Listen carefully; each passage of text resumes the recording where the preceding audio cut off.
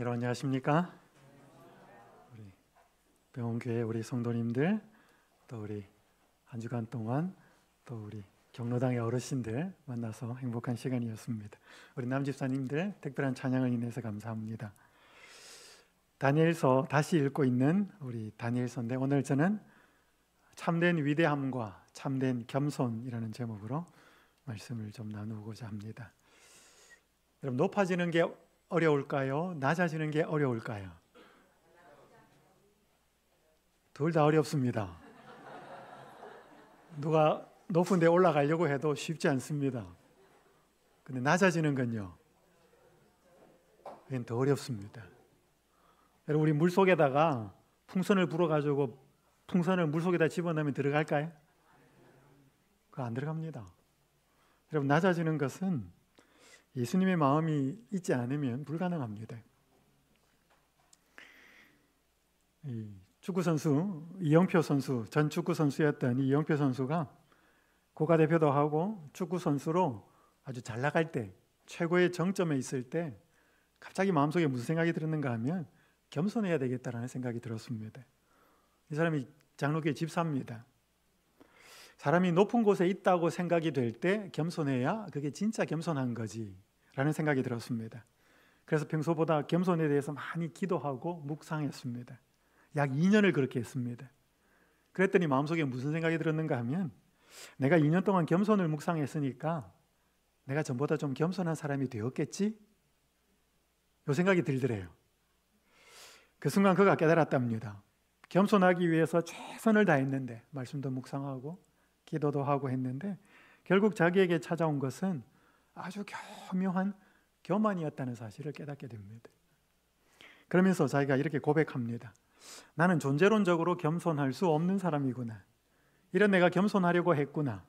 나는 영원히 겸손한 사람이 될 수 없는 존재라는 것을 인정하는 사람이 되자.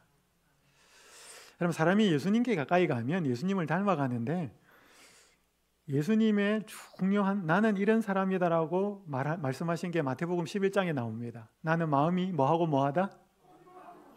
온유하고 겸손하다. 우리가 예수님을 가까이 가면, 예수님을 닮아가면 이 두 가지 속성이 우리에게 더 물들게 됩니다. 온유한 사람이 되고 겸손한 사람이 되는데, 여러분, 온유한 거는 그냥 부드러운 게 아닙니다. 그 프라우스라는 단어는 원래 의미가 뭐냐면 야생마 있지요. 여러분, 야생마가 말을 타기가 쉬워요, 어려워요? 야생마 타기는 어렵습니다. 그 야생마가 아주 능수능란한 마부, 조련사에 의해서 그 야생마가 길들여진 상태가 프라우스라는 단어예요. 그래서 온유하다는 말에 그리스, 헬라어 원어가 뭐냐면 길들여지고 통제되었다는 뜻입니다.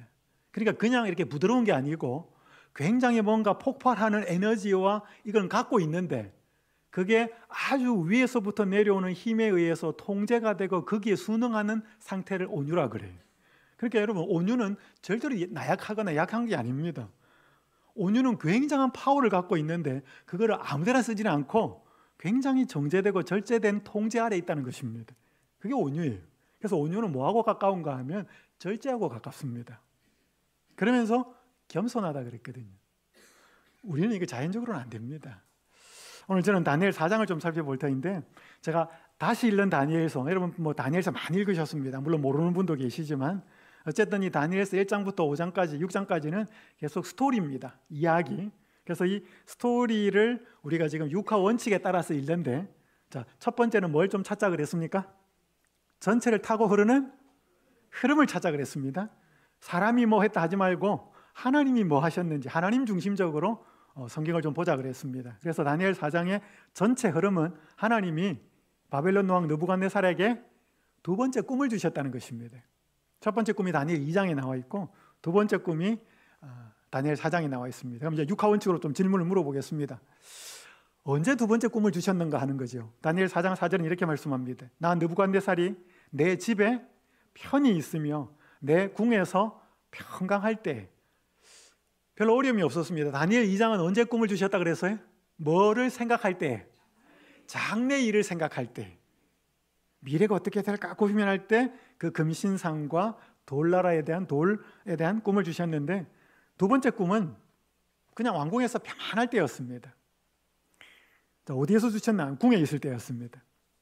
누가 주셨나? 다니엘이 이 느부갓네살이 고백하기를 또 지극히 높은 신이라고 표현하고 있습니다. 자, 중요한 게 이제 무엇을 주셨냐? 무슨 꿈을 주셨다는 거죠.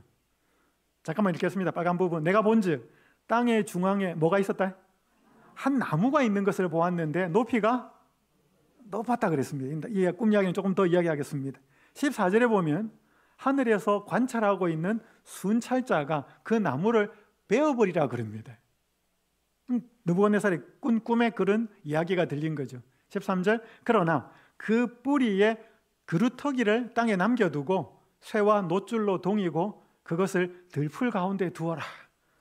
그러니까 나무가 굉장히 잎사귀도 많고 열매도 있고 그 잎사귀들이 만든 그늘에 동물들과 그런 존재들이 와서 쉼을 얻고 하는데 갑자기 소리가 들리기를 그 나무를 베어버리고 그루터기만 남겨두라. 그리고 그루터기는 쇠와 노줄로 동이고 그게 들풀 가운데 또 이슬을 막고 하는데 두라. 그게 꿈이었습니다.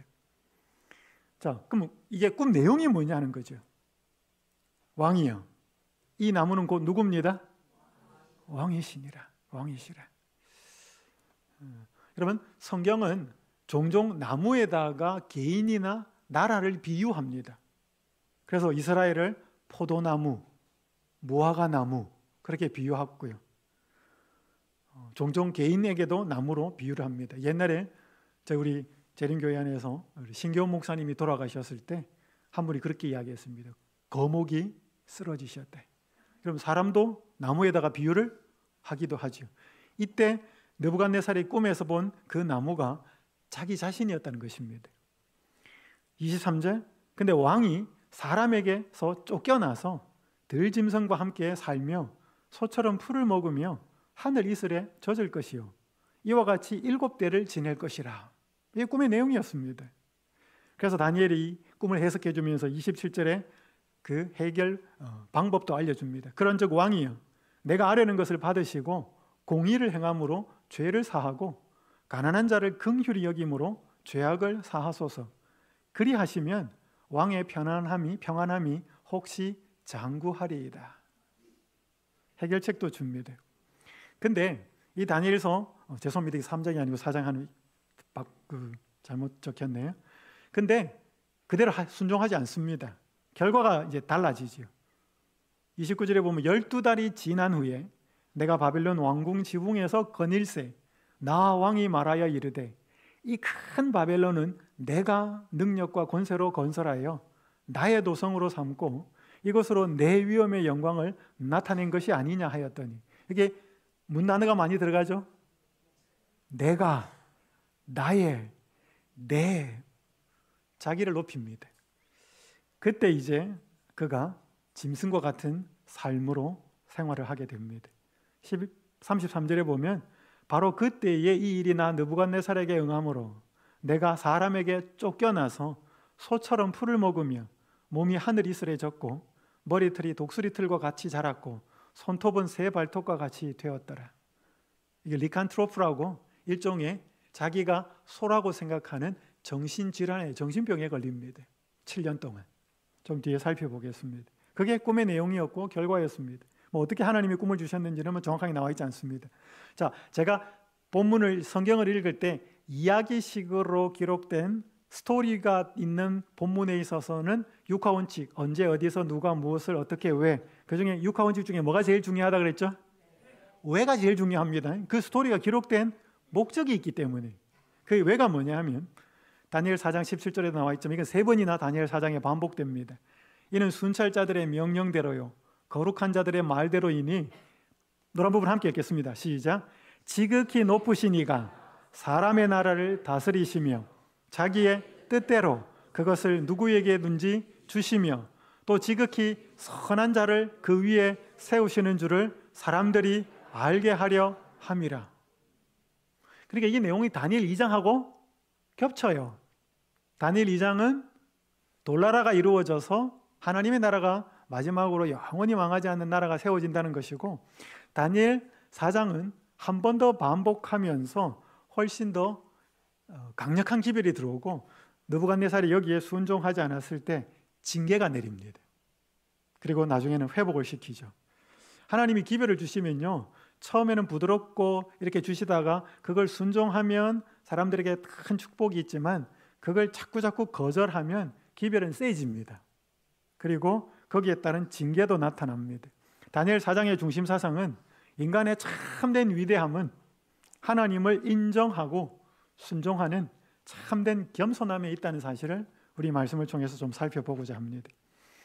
자, 느부갓네살을 향한 첫 번째 기별, 우리 2장을 말씀드렸습니다. 하나님이 나라와 개인을 주관하시며 마침내 그분의 나라가 임하게 하신다는 것이 이 신상을 통해서 주신 기별이었습니다. 어제 살펴본 두 번째 기별, 다니엘 3장은 하나님은 충성하는 자를 구원하심으로 불신자에게 자신을 드러내는 도구로 사용하신다 그랬습니다. 자, 오늘 이제 4장을 말씀하셨습니다. 인간의 참된 위대함은 하나님을 인정하고 순종하는 참된 겸손함에 있다 그랬습니다. 여러분, 이게 느부갓네살 한 사람에게 주신 기별이에요. 한 번 했는데 인정합니다, 하나님을. 시간이 지나면 또 잊어버려요. 두 번째 줬는데 또 인정합니다. 조서도 발표하고 또 잊어버립니다. 세 번째 또 주십니다. 여러분, 하나님은요, 한 번 말씀하시고 끝나지 않아요. 계속 말씀하셔요. 근데 그걸 계속 거절하는 사람들도 있습니다. 제가 SDA 365 외국어 학원에 근무할 때 제가 남아공에서 선교사들을 리크루팅, 모집하는 일을 3년을 했습니다. 제가 케이프타운에 살았는데요, 어느 날 제가 집에서 일을 하고 창문을 열어놓고 일을 하고 있는데 새 한 마리가 날아 들어왔어요. 근데 이놈이 날아 들어와가지고 온 집안을 부딪히고 다니는 거예요. 그러니까 집안이 엉망이 돼버렸어요. 그래서 제가 아이들을 불러가지고 문도 열고 창문도 열고 다 열었습니다. 그러면서 새를 쫓아다녔어요. 뭐하러 쫓아다녔을까요? 바깥으로 내보내려고 쫓아다녔어요. 근데 여기가 이제 백야드로 나가는 문을 열어놨는데 그 위에 올라가가지고 앉아가지고는 안 나가요. 또 확 다가가면 여기서 또 안으로 들어오고 한 몇십 분을 그렇게 진을 빼고 집안은 다 난장판을 만들어 놓고 결국엔 나갔습니다. 여러분, 저와 제 아이들이 이 새를 왜 쫓아다녔어요? 뭐 하려고? 그죠? 내보내려고. 여러분, 새가 그 집안에 어떻게 살겠어요? 그 하늘을 마음껏 날아다니며 살도록 하나님이 만들어 놨는데 이 집안에 깝깝하게 들어와 있으면 못 살죠. 그래서 제가 이 새를 쫓아다닌 것은 내어보내어서 자유를 주려고. 여기 산상보훈이라는 제 92쪽에 이런 말씀이 있습니다. 어느 영혼이든지 구원의 희망이 조금이라도 있는 한 하나님께서는 결코 그로 하여금 방종케 하여 버림받은 자가 되도록 하지 않으신대. 사람은 하나님에게서 돌아설지라도 하나님은 사람에게서 돌아서지 않으신대. 하늘에 계신 우리 하나님 아버지께서는 더 이상의 기회와 특권이 소용없을 때까지 자비의 호소와 경고와 보증을 가지고 우리를 쫓아오신대. 그러니까 사람이 하나님을 버리고 떠날 수는 있어도 하나님은 사람을 버리고 떠나지는 않아요.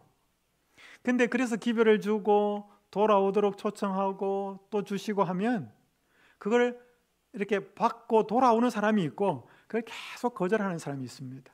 그래서 여러분, 물리학의 관성의 법칙이라는 게 있습니다. 버스 타고 이렇게 가다가 브레이크 확 밟으면 뭐해? 앞으로 확 쏠리죠. 그리고 공을 이렇게 굴리려고 할 때 처음에 잘 안 굴러갑니다. 그러니까 가는 것은 계속 가려고 하는 성질이 있고 멈추어 있는 건 계속 멈추려고 하는 게 그 관성이에요. 그러니까 그걸 움직이려고 그러면 에너지가 많이 들어가야 됩니다. 그러니까 이 말 무슨 말인가 하면 여러분, 순종을 계속 하는 게 쉬워요. 근데 그 가운데 불순종하다가 또 순종을 하려고 그러면 그때 순종은 굉장히 어렵습니다. 근데 계속 불순종하다가 순종하려면 그건 굉장히 더 어렵습니다. 그러니까 불순종하면 계속 불순종하는 거고, 그러니까 그 자기의 틀을 깨기가 어려운 거예요. 그러니까 하나님은 그걸 깨기 위해서 계속 하늘에 기별을 주시는데 자꾸 거절합니다. 그래서 초기문집이라는 책에 보면 하나님이 쓴 잔을 주시는데 그 쓴 잔을 처음에 마시면 좀 쓰지만 효과는 나타나는데 그 잔을 거절하면 두 번째 또 주신다 그랬어요. 그때 마시는 잔은 처음보다 훨씬 더 쓰다 그랬어요. 또 거절하면 세 번째 또 주신다 그랬어요. 그러니까 하나님은 자기의 영혼을 잃어버리지 않기 위해서 계속 기회를 줍니다. 근데 거절하는 그 상황 속에서 받아들이기는 계속 어려워지는 거죠. 하나님은 첫 번째 신상을 주면서 느부갓네살에게 1차적인 기별을 줍니다. 두 번째 사드락과 메삭과 아벳느고, 하나냐, 미사엘, 아사랴가 금신상에게 절하지 않으면서 그 풀무불에서 열과 냉을 주관하시는 하나님 앞에서 그 태우는 불꽃이 그의 능력을 상실했다. 그 말씀처럼 그 불이 아무런 효력을 발생하지 못하도록 하나님이 보호하신 걸 두 번째 봤습니다. 세 번째, 또 나무에 대한 꿈을 주지요. 이것도 거절합니다. 그래서 징계를 받습니다. 이 꿈이 어떠했는지 좀 더 상세히 살펴보고 또 이어가겠습니다. 땅 중앙에 한 큰 나무가 자라서 견고해지고 하늘에 닿아서 땅 끝에서도 보였던 나무를 꿈에서 보여주었습니다. 잎이 아름답고 열매가 많아서 많은 사람이 먹거리를 이 나무를 통해서 얻었습니다. 가지가 무성하여서 들짐승들이 그 나무 그늘에서 쉬고 새들이 가지에 깃들어서 말 그대로 쉼을 얻고 많은 사람들이 유익을 얻었습니다. 그때 한 거룩한 자, 순찰자 혹은 관찰자가 하늘에서 내려와서 큰 소리를 냅니다. 나무를 베고 가지를 자르며 잎을 떨고 열매를 해치며 짐승들과 새들을 쫓아내라고 소리를 지릅니다.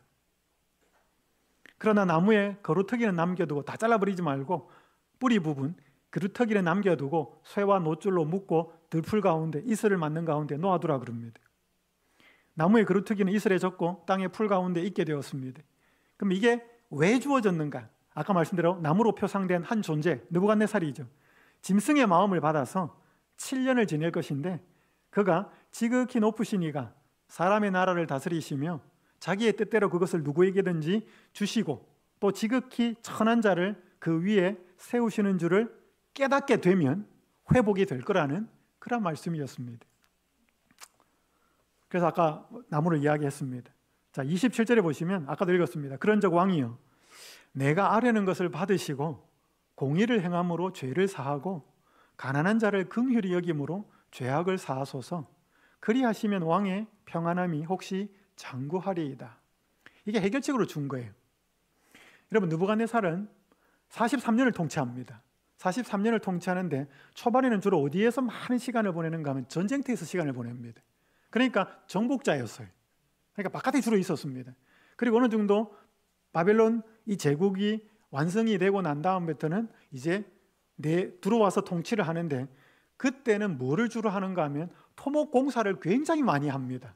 어마어마하게 바벨론 도성을 구축하고 신전이라든지 자기 부인을 위해서 공중 정원이라든지 굉장한 건축들을 합니다. 여러분, 어마어마한 건축이 그냥 돼요? 사람 동원시켜야 돼요? 그러니까 이 밑에서 서민들, 일반 보통 사람들이 죽을 지경이었습니다. 그러니까 다니엘을 통해서 주신 기별은 왕이여 공의를 행함으로 죄를 사함 받으십시오. 여러분, 우리가 공의를 행하고 선을 행하고 죄를 짓지 않는다고 해서 죄가 용서받는 건 아니에요. 죄가 용서받는 건 하나님으로부터 죄를 용서받을 수 있습니다. 마찬가지로 가난한 자를 긍휼히 여기고 불쌍히 여긴다고 해서 죄악이 사해지는 건 아니에요. 이 말씀의 뜻은 하나님으로부터 죄의 용서를 받은 다음에, 은혜로 용서를 받은 다음에 당신이 가지고 있는 그 권력과 권한과 힘을 가지고 정의롭게 공의를 행하시고 일반 백성들에게 자비를 베풀고 긍휼한 선한 통치를 하십시오. 이것이 당신이 본 꿈이 이루어지지 않는 그 나쁜 일이 일어나지 않는 방법입니다 라고 알려주는 거죠. 마찬가지입니다. 우리가 예수님을 믿는다는 게 뭐냐? 우리가 예수님을 믿는다는 것은 하나님 앞에 나와서 그분의 은혜로 베풀어 놓은 죄의 용서를 값없이 받아들이고 공의를 행하고, 다른 말하면 죄를 짓지 않고 선을 행하고 사람들에게 사랑을 베풀고 가난하고 불쌍하고 주위에 있는 사람들을 우리가 섬기고 사는 것이 하나님 우리를 부르신 목적이에요. 그걸 잘하면 믿음 생활 잘하는 겁니다. 다른 말로 하면 마음과 목숨과 뜻을 다해서 누구를 사랑하고? 하나님 사랑하고 내 이웃을 내 몸처럼 사랑하라는 것이 성경 66권의 핵심입니다. 한 회사에서 있었던 일입니다. 한 직장 여성이 특별한 계기를 통해서 예수님이라는 존재가 누군지 궁금해지기 시작했습니다. 이 여성이 회사에서 큰 실수를 저질렀습니다. 경제적인 실수. 그러니까 자기가 일을 잘못해서 회사에 재정적인 큰 손실을 끼쳤습니다. 그런데 바로 그녀 위에 있는 상사가 자기 윗선, 더 높은 윗선에 보고하지 않고 자기가 그 실수를 뒤집어 쓰는 겁니다. 그리고 회사에서 여러 불이익을 당해요. 그러니까 실제로 잘못한 건 이 여자 직원인데, 그러니까 이 상사의 행동이 고마우면서도 이해가 안 되고 굉장히 불편했습니다. 그래서 하루는 찾아가서 이유를 물었습니다. 제가 이전에 회사를 다닐 때는요, 제가 일을 잘 해가지고 뭔가 이렇게 프로젝트를 해놓아서 만들어냈을 때 직원의 공을 가로채는 상사는 봤어도 밑에 직원이 잘못했는데 그걸 자기가 대신 뒤집어 쓰고 위에 요거도 먹는 상사는 당신이 처음이라고, 왜 그러시냐고, 그러지 말고 제가 잘못했다고 말하라고, 제가 사표 쓸 각오가 돼 있다고, 그렇게 상사한테 말을 합니다. 그러나 이 상사가 말을 안 해요. 우물쭈물하고 한참 뜸을 들인 후에 이 부하 여직원에게 이렇게 말합니다. 나는 크리스찬입니다. 거기에는 여러 의미가 있겠지만 내가 저지른 잘못의 대가를 예수 그리스도가 떠맡았다는 뜻이기도 합니다. 그분은 나 대신 십자가를 지셨습니다. 그래서 나도 힘 닿는 데까지 남들의 짐을 지고 싶습니다. 이게 답이에요. 이분이 예수님을 믿으면서 예수님을 자세히 들여보고 살펴보니 내가 져야 될 죄의 짐, 인생의 무거운 짐, 그분이 다 가지고 가서 수고하고 무거운 짐진 자기에게 그렇게 쉼을 주시는 그분을 경험한 거예요. 그분이 그걸 알고 믿음 생활을 하고 신앙생활을 하는데 그게 너무 고마운데, 그러면 내가 이 예수님을 알면서 나는 어떻게 살아야 되나? 살펴보니까 뭐예요? 나의 힘 닿는 대로 나도 다른 사람의 짐을 지고 살아야 되겠다. 그래서 이 부하 직원이 잘못한 무거운 짐을 자기가 대신 지고 요거도 먹고 있다는 것이. 이 말을 딱 들으니까 이 아가씨가 참 희한한 사람이다. 그리고 또 누가 희한해도 생각이, 도대체 예수는 누구지? 예수 그리스도에 대해서 궁금한 생각이 든 겁니다. 그래서 한번 알아보고 싶어진 거예요. 오늘 우리들이 사는 모습, 말하는 행동을 보고 주변 사람들이, 예수님 모르는 사람들이 예수님에 대해서 좀 관심을 가질까요? 아니면 당신이 가는 천국이라면 나는 안 가겠다, 그럴까요? 그럼 우리가 사는 삶의 모습을 보고, 그래서 예수님의 사랑이, 예수님이 어떤 분이신지 드러나고 그분이 알려져야 사람들이 관심을 갖지 않겠어요? 저 사람이 가는 곳이면, 저 사람이 믿는 분이면 나도 한번 믿어보겠다. 그래서 느부갓네살에게 주신 말씀이 뭐였는가 하면, 하나님의 은혜로 죄를 용서받고 당신이 가지고 있는 왕으로서의 권력과 힘을 가지고 공의와 정의를 베풀면서 그 토목공사에 내 사람들 몰아가지고 그렇게 힘들게 고통스럽게 하지 말고 자비와 긍휼을 베푸시면 하나님이 생각하고 있는 그 징계가 안 내릴지도 모르겠습니다. 이게 좀 처음에 먹혔을까요? 먹혀요. 얼마나 먹힌 줄 아셔요? 1년은 가요. 12달이 지난 후에. 여러분, 하나님은요, 기별을 주시면서 그분은 굉장히 자비로운 분이에요. 그래서 노아 홍수가 있겠다라고, 이 죄악에 관영한 세상에 노아 홍수가 있겠다고 작정하신 후에 노아를 불러서 몇 년 동안 유예 기간을 줘요? 120년을 줍니다. 그 안에 회개하고 돌아오라는 거죠. 하나님이 그 아수르의 그 타락한 그 도시 니느웨를 멸망하기로 계획을 하고 요나를 보냅니다. 그리고 요나 입을 통해서 며칠 후에 이 성을 멸하시겠다? 40일 후에 가가지고 하나님이 처음부터 먹은 마음으로 확 쏟아붓고 그러지 않았습니다. 40일 동안 돌아오고 회개할 수 있는 시간을 준 거죠. 하나님은 언제나 죄악을 멸하시는 계획을 세우시면 그 가운데에서 죄와 결탁되어서 같이 멸망한 사람들을 회복시키고 돌아오게 하는 그 기간을 줍니다. 느부갓네살에게는 이게 1년이었습니다. 그러나 그 하나님의 은혜로 변화되지 않은 마음은 그 1년이라는 기간이 나중에는 허지로 돌아가지요. 다시 그의 마음에 교만한 생각이 듭니다. 그때 하나님께서 31절에 보면 내가 다 세웠고 뭐 했다고 했을 때 하늘에서 소리가 들립니다.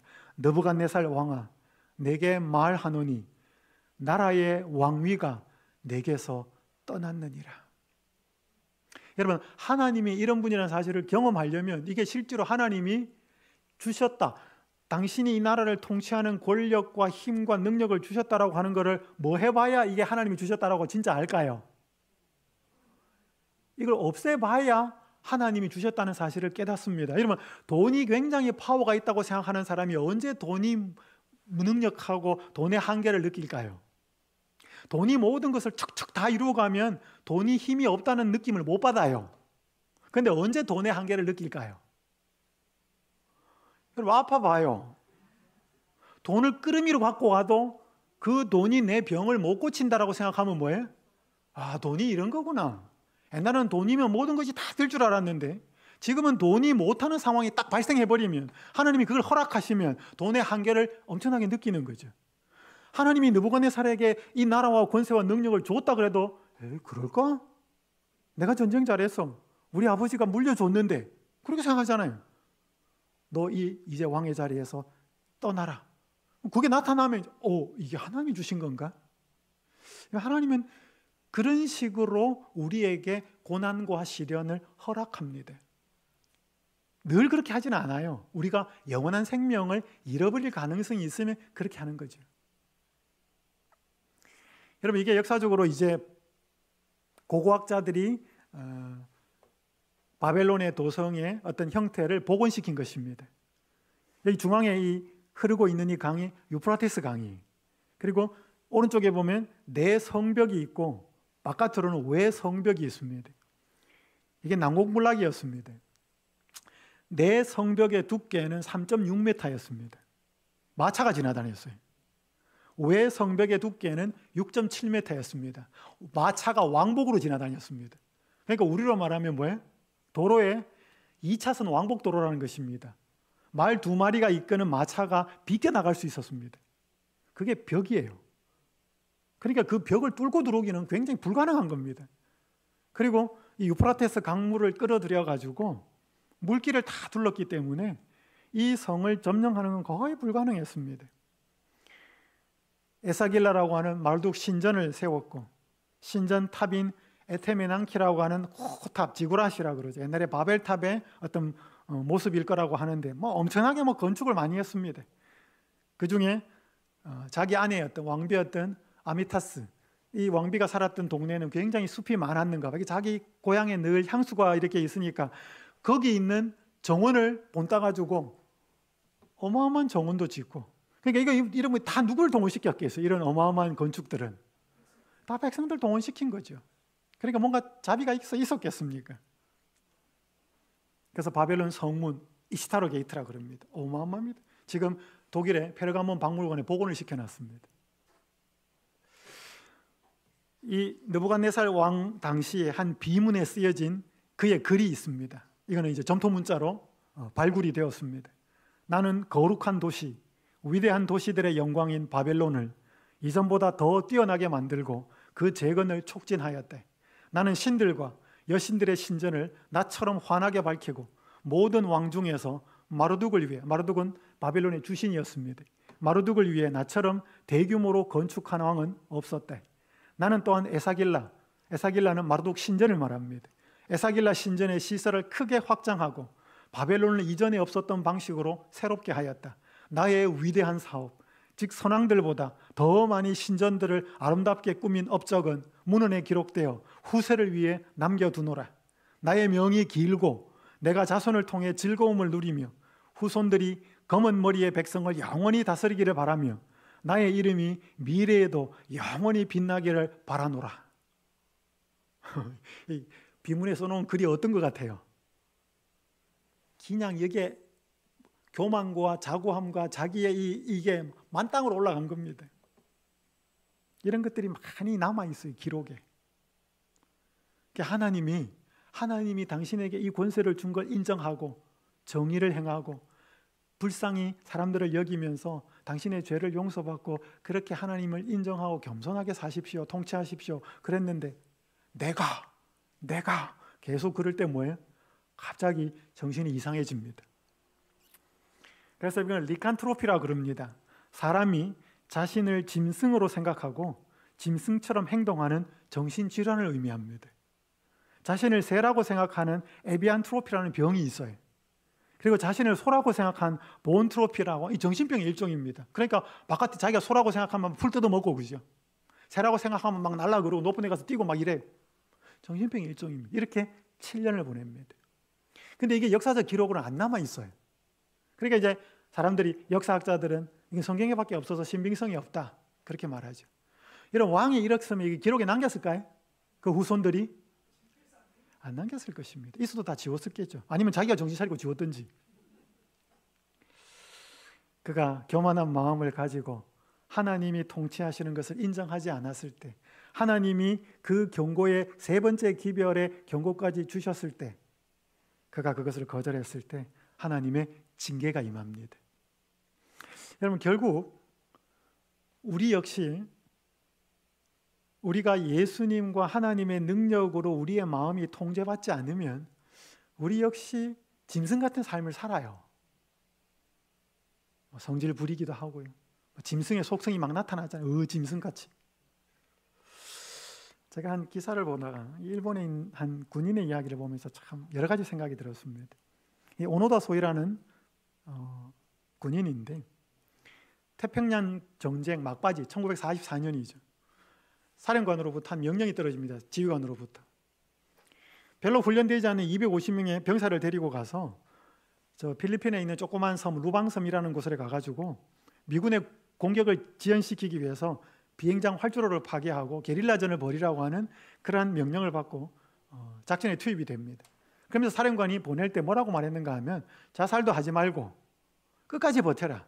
식량이 떨어지면 뭐 야자수 나무를 먹든지 먹으면서 기다리면 데리러 가겠다. 그 약속을 하나를 하고 보내요. 근데 계속 전투를 벌이면서 동료들이 죽어갑니다. 부하들이. 그러다 일본이 항복하면서 전쟁이 끝나요. 근데 이 밀림, 필리핀 정글 안에 그 밀림의 섬 정글 안에서 전쟁이 끝난 줄을 모릅니다. 그렇게 계속 살았는데 중간에 나중에 이제 이렇게 막 다 동료들은 죽고 이 사람 혼자 살아요. 정글에서. 그러니까 뭐 이상하게 정글에 이런 사람이 있다는 걸 밝혀졌는데, 그러니까 그 전부터 전쟁이 끝나고 정글 안에는 많은 이 군인들이 숨어 있었기 때문에 대대적으로 이렇게 전단지 삐라 같은 걸 뿌려가지고 전쟁이 끝났으니까 이제 항복하고 나와라. 나오면 목숨을 살려준다. 그렇게 해서 많은 군인들이 투항을 한 거예요. 근데 이 사람은 끝까지 안 나간 겁니다. 이거 다 속이는 것이다. 나중에 이 사람이 살아있다고 가족에게 알려줘요. 가족이 찾아옵니다. 그래도 이거 작전이야. 안 나갑니다. 그래서 한 일본의 탐험가가 정말 작심을 하고 이 사람을 만나러 갑니다. 그래서 정말 진지하게 설득을 합니다. 전쟁 끝났다. 당신이 이렇게 하고 있는 건 아무 의미가 없다. 설득을 합니다. 이제 이걸 받아들여요.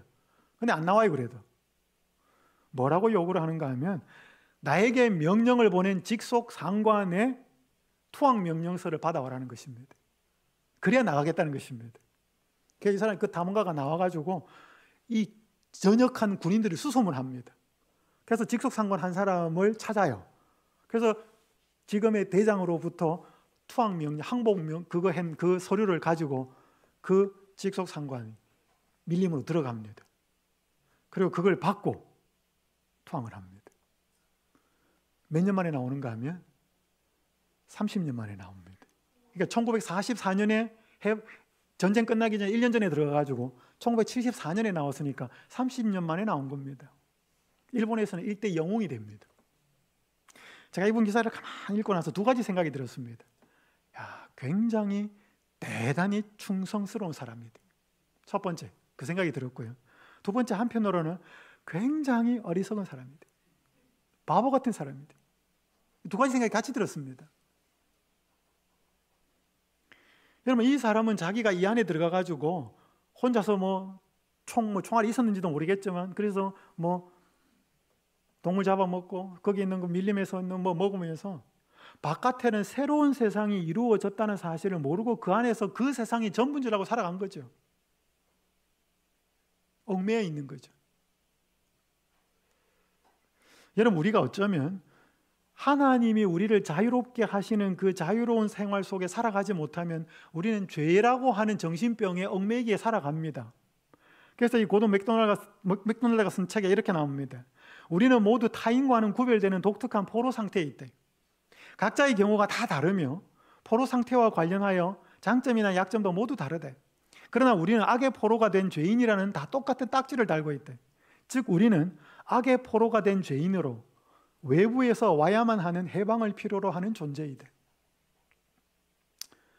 그래서 하나님의 은혜와 능력으로 벗어나지 않는다면 우리 모두는 죄라는 가장 무서운 정신질환에 걸려 있는 것입니다. 사랑도 할 줄 모르고 따뜻하고 부드럽게 말할 줄도 모르고, 여러분 우리가 뭐 지진 나면, 건물 무너지면 그 안에 있는 사람들이 헤쳐나올 수 있어요, 없어요? 못 나와요. 바깥에서 구조대원이 목숨 걸고 장비 동원해서 그걸 다 파헤쳐서 뭐 해야 돼? 끄집어내야 돼. 여러분, 그래서 지진이 나고 건물 속에 무너진 사람들이 있을 때 그 많은 인력과 돈과 장비를 들여서 그렇게 하는 것을 사람들은 다 인정하고 박수칩니다. 그래서 한 사람씩 끄집어낼 때마다 환호를 합니다. 왜? 스스로는 못 나오니까. 그 사람들을 바깥에서 구조해 줘야만 나올 수 있으니까. 근데 이게 영적으로도 그렇다는 것입니다. 우리 스스로가 못 나온다는 것입니다. 그게 다 한 줄 아니까. 마치 짐승처럼 일종의 죄의 정신질환에 걸려있는 그런 사람들이 우리의 모습인 거죠. 자, 여러분, 느부갓네살이 그렇게 7년을 삽니다. 자기가 짐승처럼 풀을 먹었고 뭐 미친 짓을 했겠죠. 근데 이 사람이 언제 정신이 돌아오는지 아셔요? 여기 다니엘 4장 34절에 보면 그 기한이 참에 7년이 끝납니다. 빨간 북을 다 읽어볼까요? 시작. 나 느부갓네살이 어디를 봤더니 하늘을 우러러 보았더니 내 총명이 다시 내게로 돌아온지라. 굉장히 의미심장한 말입니다. 이에 내가 지극히 높으신 이에게 감사하며 영생하시는 이를 찬양하고 경배하였나니 그 권세는 영원한 권세요 그 나라는 대대에 이르리로다. 이게 짐승의 모습으로 살기 이전에 깨달았어야 됐다는 거지. 근데 느부갓네살은 이걸 경험하고 나서 인정합니다. 여러분, 헬라어로 신약 성경에 기록된 그리스어로 사람을 뜻하는 단어가 뭐냐면 안트로포스라는 단어예요. 안트로포스. 이 안트로포스의 뜻이 뭐냐면 위를 쳐다보는 자예요. 그러니까 그리스어로 사람은 어떤 사람이냐, 어떤 사람이 진짜 사람이냐, 어디를 보고 살아야 된다? 위를 쳐다보고 사는 사람이 진짜 사람이라는 것입니다. 그러니까 사람들은 위를 잘 안 쳐다봐요. 세상을 쳐다보고 먹고 사느니라고. 여러분, 돼지가 하늘을 보게 해요, 못 보게 해요? 돼지는 해부학적으로 목이 두꺼워가지고 하늘을 못 봐요. 돼지는 이렇게 올려다보지를 못합니다. 근데 돼지가 하늘을 보는 때가 있다 그래요. 언제일까요? 죽을 때요. 얘가 자빠졌을 때. 이게 뒤로 발라당 넘어졌을 때, 누웠을 때는 하늘을 봅니다. 네 발로 걸어 다닐 때는 못 봅니다. 어디에만 목적이 있을까요? 뭐 먹을 거 없나? 땅만 보고 다니는 거죠. 뭐 맛있는 거 없나? 근데 얘가 넘어지면, 발라당 넘어지면 그제야 하늘을 보는 거예요. 여러분, 우리 신자들이 하늘을 보고 살까요? 잘 안 봐요. 돈 벌어야 되지요. 세상에 막 아웅다웅하지요. 문제 해결해야 되죠. 그렇게 땅을 보고 세상을 보며 살다가 언제 우리가 하늘을 볼까요? 넘어지면, 시련이 닥치면, 삶에 어려움이 생기면 그제야 하늘을 봅니다. 그래서 성경은 이렇게 말하죠. 그러므로 너희가 그리스도와 함께 다시 살리심을 받았으면 어디 것을 찾아라? 위의 것을 찾아라.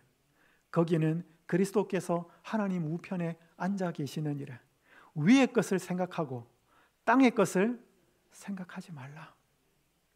여러분, 예수님이 하늘로 승천하고 난 다음에 제자들이 슬퍼서 돌아오지 않습니다. 감람산에 기뻐서 돌아옵니다. 그때 우리 연희신에 보면 뭐라고 적혀있냐면 하늘을 바라보는 시각이 바뀌어졌다 그랬어요. 왜요? 그전까지 하늘은 굉장히 두려운 곳이, 무서운 곳, 하나님이 벌 주는 하나님. 그런데 내 친구, 우리의 사랑하는 친구, 우리를 위해서 십자가에 달려 돌아가시고 부활하신 예수님이 승천하신 곳, 그래서 우리를 위하여 집을 짓고 준비되면 대리를 오겠다고 약속하신 우리의 사랑하는 친구 예수 그리스도가 계신 그 하늘, 그곳이 하늘이라는 거예요. 생각이 바뀌어버렸습니다. 여러분, 옛날에 우리 월드컵 끝나고 나서 박지성이라는 선수가 영국의 한 축구팀에 이적을 했습니다. 맨체스터 유나이티드. 대한민국 사람이 그 축구팀이 뭐 하는 줄 알아요? 몰라요. 근데 박지성 선수 한 명 딱 가고 나니까 뭐예요? 그 팀에 대한 이미지가 뭐예요? 굉장히 좋아진 거예요. 우리 애들 둘이는 막 껌뻑 죽었습니다. 그 경기하면 봐야 된다는 거예요. 그러니까 여러분, 한 선수가 가 있으면 그 팀이 달라지는 거죠. 여러분, 교회예요. 내가 좋아하는 사람, 정말 친하고 마음 맞는 사람 한 사람만 있어도 교회 가고 싶어집니다. 그 교회가 달라져요. 근데 교회 정말 나하고 마음 안 맞고 힘든 사람 한 명만 있으면 교회 가기 싫어져요. 한 명이 전부 다를 대표합니다. 그러니까 하늘은 예수님 한 분이 계시니까 그 하늘이 따뜻하고 그립고 아름다운 것이 된 거예요. 제자들이 그때부터 하늘을 자주 올려다봤다 그랬어요. 여러분, 이번 한 주에 하늘 많이 보셨어요? 하늘 보면 뭐 황사가 뭐 이렇게 끼어있고 막 그래요?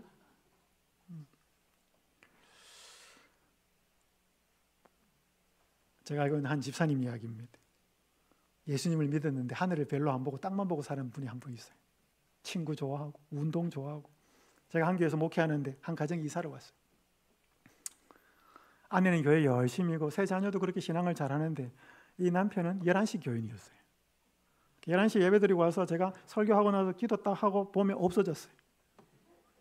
좀 이렇게 붙들어가지고 식사도 하고 집사님들하고 이렇게 좀 교제도 하고 이렇게 안식 오후에 그렇게 하고 그러면 자꾸 기도할 때 도망가 버립니다.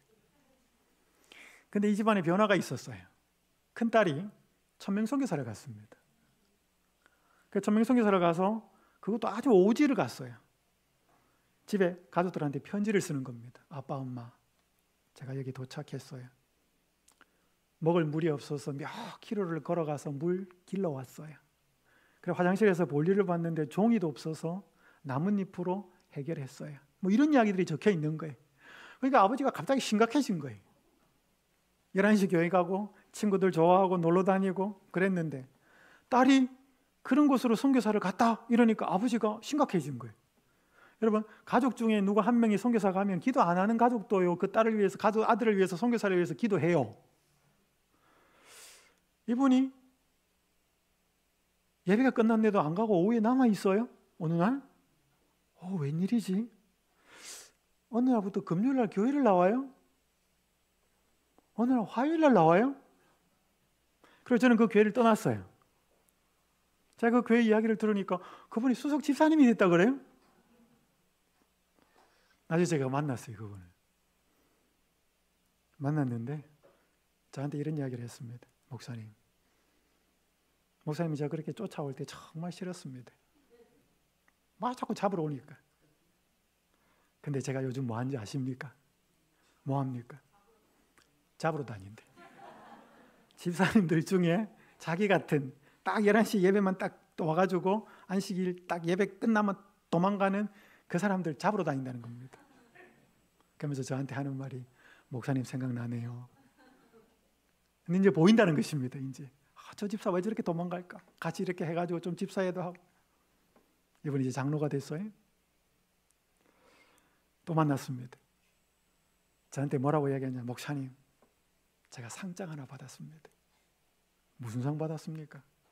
가족이 주는 상입니다. 가족이 뭔 상을 줍니까?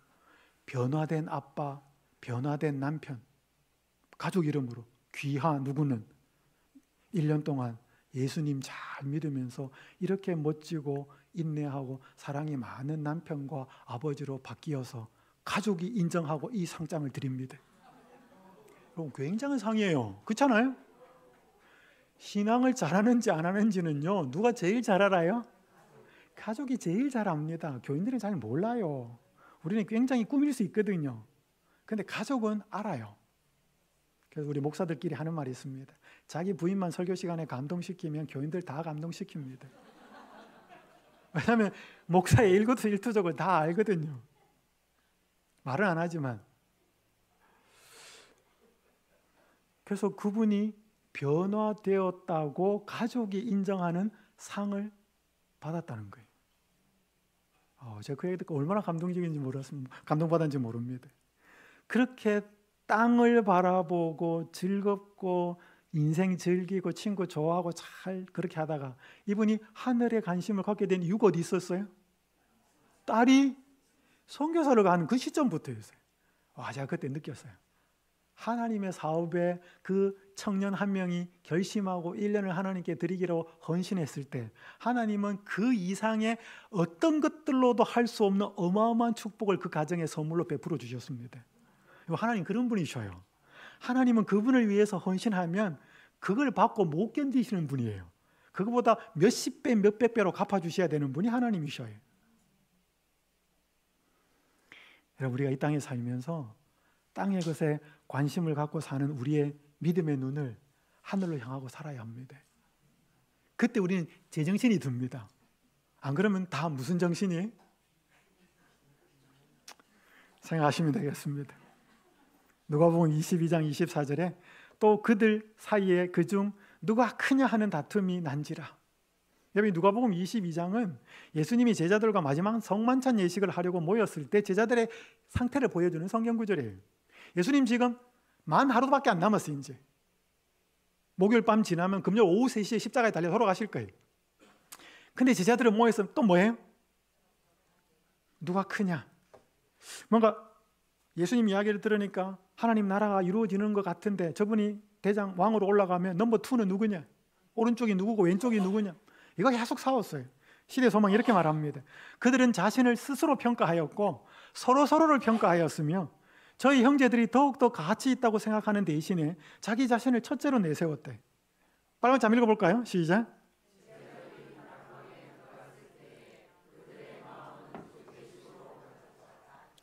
그러니까 상대방을 미워해가지고 쟤 있으면 내가 못 올라가는데 이게 생각이 들어가지고 제자들끼리 서로 굉장히 적개심으로 가득 찼다는 거예요.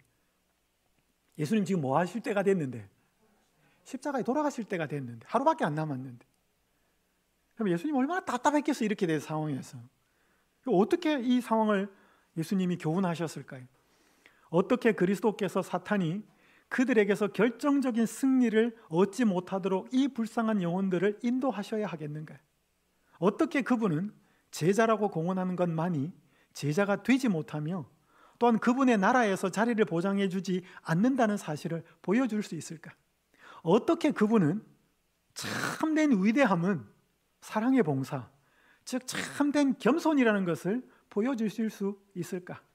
어떻게 그분은 그들의 심령에 사랑의 불을 붙여서 당신이 말씀하고자 하는 것을 그들로 이해하게 하실 수 있을까?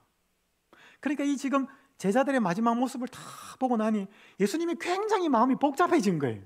어떻게 하면 이 제자들을 회복시키고, 진짜 위대한 거는 높아지려고 하는 이게 아니고 진짜 높아지는 것은 진짜로 겸손해지는 거라는 사실을 어떻게 알려줄 수 있을까? 그래서 예수님이 뭐 하셔요? 발 씻어줍니다. 제자들 발을 씻어줍니다. 예수님은 제자들의 발을 씻겨주심으로 참된 위대함은 참된 겸손함에 있다는 사실을 몸소 보여주십니다. 여러분, 높아지는 거 쉽지 않습니다. 근데 높아지는 거요, 똑똑하고 일 잘하고 뭐 해가지고 하면 한 자리 할 수 있습니다. 물론 쉽지 않습니다. 다른 사람의 지지도 받아야 되고. 근데 낮아지는 것은 그래가지고는 안 됩니다.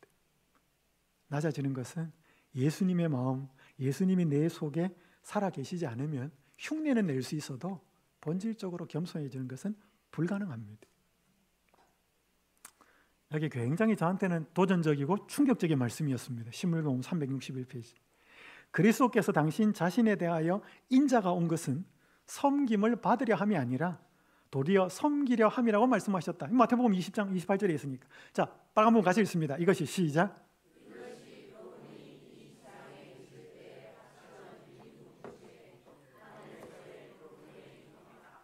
저는 이 말씀 충격받았어요. 저는 어떻게 생각했냐면 그분이 하늘에서는 왕이셨습니다. 그죠? 만왕의 왕이니까. 그분이 인간을 입고 이 땅에 오셔서는 섬기셨다 그랬습니다. 그리고 하늘에 그분이 왕으로 계셨을 때는 섬김을 뭐 했다? 받으셨다고 생각했습니다. 저는 적어도 그렇게 생각했어요. 근데 이게 어떻게 나와 있어요? 하늘에서도 그분은 뭐 하셨어요? 섬기셨어요. 그러니까 그분은 하늘에서 섬김 받다가 이 땅에서 섬기러 오신 게 아니고 하늘에서도 뭐 하셨고 섬기셨고 땅에서도 뭐 하셨고 섬기셨고. 그분은 섬기는 분이. 그럼 섬기는 거는 높은 사람이 하는 거예요? 낮은 사람이 하는 거예요? 높은 사람이 하는 겁니다. 이 세상 법칙의 섬김은요, 낮은 사람, 나이 적고 직급 낮고 짬밥 낮고 그래서 힘이 없으면 섬깁니다. 그러면서 속으로 뭐라 그래? 나중에 한번 보자. 나도 저 자리에 올라가면 니네들 어떻게 하는지 한번 볼 거다. 그런 거죠. 그게 진짜 섬기는 게 아니죠. 여러분, 만약에 예수님이 만왕의 왕으로서 하늘에서도 섬기는 것을 루시퍼가 알았을까요? 만약에 하늘에서도 예수님의 삶이 섬김이었다는 것을 알았다면 도대체 루시퍼는 뭘 보고 반역을 일으켰을까요? 그래서 시대의 소망에 보면 이런 말씀이 있습니다. 루시퍼가 원한 것은 그분의 품성이 아니라 그분의 능력이었다 그랬습니다. 그러니까 루시퍼는 예수님의 품성을 원하지 않았습니다. 얼마나 온유하고 얼마나 겸손하고 얼마나 사랑이 많은지가 아니고 그분의 능력, 바깥으로 드러난, 왜? 천사들은 경배하니까.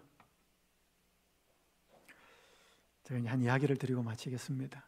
여러분, 정말로 위대해지는 것은 정말로 겸손해지는 겁니다. 근데 그게 우리 정신으로는 안 됩니다. 우리는 자꾸 뭐 하려고 해요? 죄인은 올라가려고 하지 죄인은 낮아지려고 하지 않습니다. 그래서 여러분, 물을 보면 물은 올라가려고 해요? 낮아지려고 해요? 물이 올라가려고 하는, 외부에서 힘을 가하지 않는 이상 자연적인 현상에서 물은 위에서 아래로 흐릅니다. 여러분, 그게 예수님의 속성을 보여주는 거거든요. 우리 재림교회 역사는 아니지만 한국 개신교에 있었던 역사인데 정말 감동적이기 때문에 저는 이 이야기를 하고 마무리하겠습니다. 이자익이라는 분과 이 조덕삼이라는 분의 이야기인데, 조덕삼 씨는 전라북도 김제의 양반이었습니다. 이자익은 경상남도 남해의 그냥 평민이. 근데 어느 날 이자익이 17살 때 일거리를 찾아가지고 떠돌다가 이게 전라북도 김제까지 갑니다. 그래서 여기 조덕삼이라는 이 양반집에, 지주집에 가서 일거리를 구하는데 마침 자리가 나서 조덕삼 씨의 마부가 됩니다. 그때 선교사, 테이트라고 하는 선교사가 그 지역에 선교를 하면서 이 조덕삼 씨가 예수님을 받아들여요. 그리고 자기의 사랑채를 내어주어서 금산교회라고 하는 교회가 그 지역에서 시작이 됩니다. 그러면서 이 조덕삼 씨가 이자익이라는 이 청년을 보니까 똘똘해요. 데려다가 소학교도 못 다녔지만 천자문을 가르칩니다. 그래서 글도 가르쳐주고 똘똘해서 성경을 가르칩니다. 그래서 같이 예수님을 믿게 되죠. 그래서 두 사람이 다 그 당시에는 영수라고 하는 직분이 있었다 그래요. 장로, 집사 사이에. 그래서 행정도, 교회 행정도 하고 설교도 하는 그런 직분이 있었답니다. 그리고 나중에 이제 시간이 지나서 9년 뒤에 이자익이 26살, 조덕삼 씨가 41살이 될 때 최초로 금산교회에서 장로를 선출하게 되었습니다. 선거위원회 같은 걸 해요. 뭐 총회를 했는지 잘 모르겠지만. 근데 한 사람은 양반이에요. 한 사람은 머슴이고, 한 사람은 지주고. 여러분, 근데 누가 장로가 됐을까요? 조덕삼 씨가 장로가 됐으면 이 이야기는 안 나왔을 거예요. 근데 이자익 씨가 나이도 15살이 작은데 장로가 돼요. 여러분이 나이 훨씬 작은 사람이 장로되고 여러분 장로 안 되면 교회 나올 거예요? 선거위원회 해가지고 그렇게 되면? 그러면 안 나올 사람도 꽤 있을 거예요. 근데 이 조덕삼 씨가 이렇게 말합니다. 우리 금산교회 성도들이 참으로 훌륭한 일을 해냈습니다. 이자익 영수가 저보다 더 열심입니다.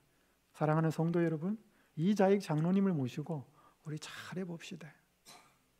그래서 교회에 나오면 장로니까 설교하잖아요. 그럼 무릎을 꿇고 바닥에, 나무 바닥이니까 무릎을 꿇고 앉아서 설교를 듣고, 집에 가면 자기가 양 주인이니까 어디 갈 때는 이자익이 잡고 가는 거예요.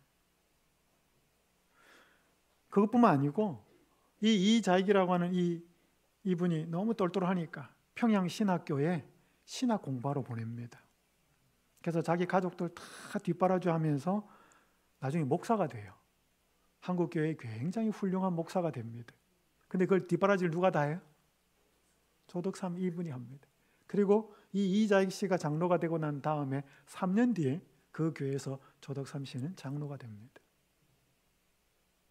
여러분, 훨씬 많이 배운 사람, 훨씬 많이 가진 사람, 나이도 훨씬 많은 사람, 그 사람이 밀렸어요. 그럼 보통은 어떻게 반응할까요? 어디 가서 또 교회 또 하나 지을 수도 있었겠지만, 그러면 정말 제가 이 모습을 보면서 이분은 예수 그리스도의 정신으로 사로잡혀 있는 사람이다, 그 생각이 들었습니다. 우리도 그렇게 될 수 있을까요? 우리 제정신으로는 안 됩니다.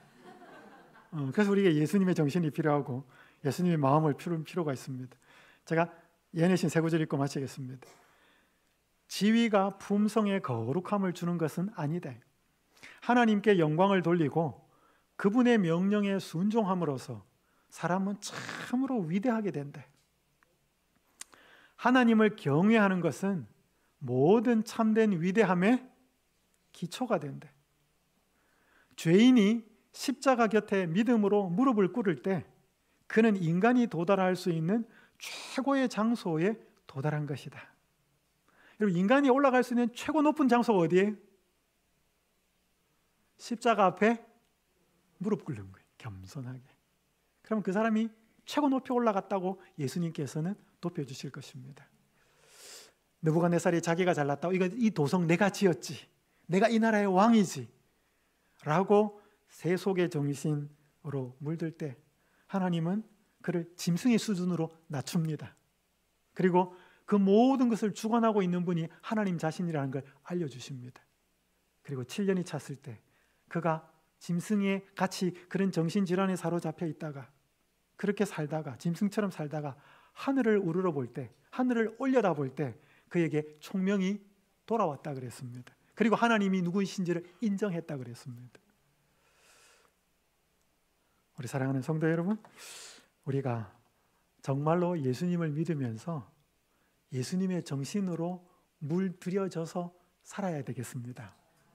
그래야 그분이 영광을 받으시고, 그래야 우리 주변의 사람들이 우리를 통해서 예수를 보게 될 것입니다. 그러나 우리의 마음에는 자꾸 내가 대접받고 싶고, 내가 인정받고 싶고, 내가 한 자리 하고 싶고, 내가 높아지고 싶고, 우린 그런 속에 삽니다. 이런 모습 그대로 나오셔서 예수님의 정신, 그죠? 하늘의 왕이셨으면서도 하늘에서도 섬기셨고, 인간의 몸을 입고 이 땅에 오셔서도 섬기셨던 이 예수님이 계속 우리의 정신과 마음에서, 특별히 이 안식일에 계속 우리의 생각을 사로잡고 이 예수님이 우리의 삶을 인도해 주시도록 우리의 마음을 들이며 사는 여러분과 제가 되기를 간절히 바라면서 말씀을 마치겠습니다. 기도하겠습니다. 하늘에 계신 아버지 하나님, 한 왕의 징계와 회복을 통해서 하나님이 참된 위대함은 하나님을 인정하고 그분께 겸손하게 순종하며 그 하나님의 은혜 아래서 겸손히 살아가는 것임을 알려주셔서 감사합니다. 오늘 우리의 생각을 세상의 정신이 아니라 하늘의 정신, 예수님의 정신으로 물들여지게 하여 주시옵소서. 그래서 세상 사람들은 별로 가치 있게 두지 않는 겸손이 우리에게는 참으로 닮고 싶고 따라가야 될 예수님의 아름다운 품성임을 잊지 않게 하여 주시옵소서. 아버지 하나님, 우리의 모습 속에 얼마나 예수님의 정신과 모습이 나타나는지를 돌아보게 하시고, 이 안식일에 그 아름다운 형상이 회복되는 축복의 시간 안식일이 되도록 인도하여 주시옵기를, 우리를 죽기까지 사랑하시고 참된 겸손과 온유의 모본을 보여주신, 참된 위대함을 보여주신 예수님의 이름으로 감사 기도드립니다.